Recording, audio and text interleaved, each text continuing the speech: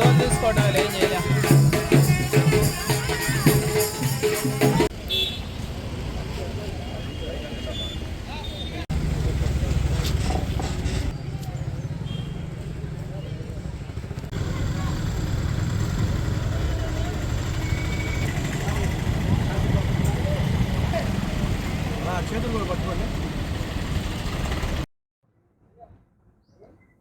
ఇప్పటికీ తాడేపల్లిలో ఆ రోజుల్లో ఒక చిన్న దుశ్చర్య చేసిన కుర్రాడికి రౌడీ షీట్ ఇప్పటివరకు ఇంకా తీయడం జరగల.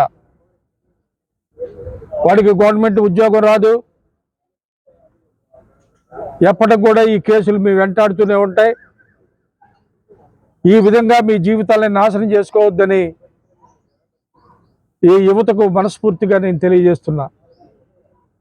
నాయకులందరూ బాగానే ఉంటారు, మేమందరం కూడా బాగానే ఉంటాం. కానీ కార్యకర్తలనే ముసుగులో కొందరు దుందుడుకు చర్యలు చేస్తూ అసాంఘిక శక్తులు కొన్ని చేరటం, వీటి కారణంగానే ఇలాంటి దుశ్చర్యలు జరుగుతున్నాయి. రాబోయే రోజుల్లో ఇది మంచి పరిణామం కాదు. యువత మంచి మార్గంలో నడిస్తేనే మీ కుటుంబాలు బాగుంటాయి, మిమ్మల్ని కన్నా తల్లిదండ్రులు సుఖ సంతోషాలతో ఉంటారు, మీ ప్రాంతానికి మంచి పేరుగా ఉంటుంది. కానీ ఇలాంటి దురాఘాతాలు చేస్తే మీ జీవితాలు బాగుపడు, మీ తల్లిదండ్రులు కూడా మిమ్మల్ని చూసి సుఖంగా ఉండలేరు.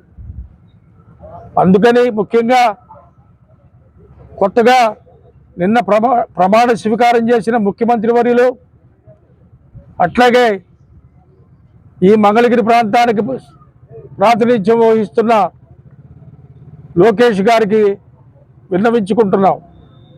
ఇలాంటి దుశ్చర్యలు ఆపండి.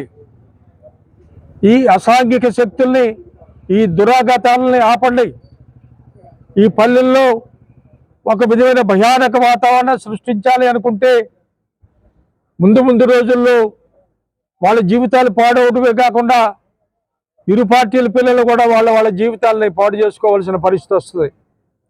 ఆ పరిస్థితి పునరావృతం కాకుండా వీళ్ళందరినీ కంట్రోల్ చేయవలసిందిగా వివిధ పార్టీ నాయకుల్ని మేము ఎట్లాగో మా పిల్లల సమయాన్ని పాటించమని మేము చెప్తున్నాం.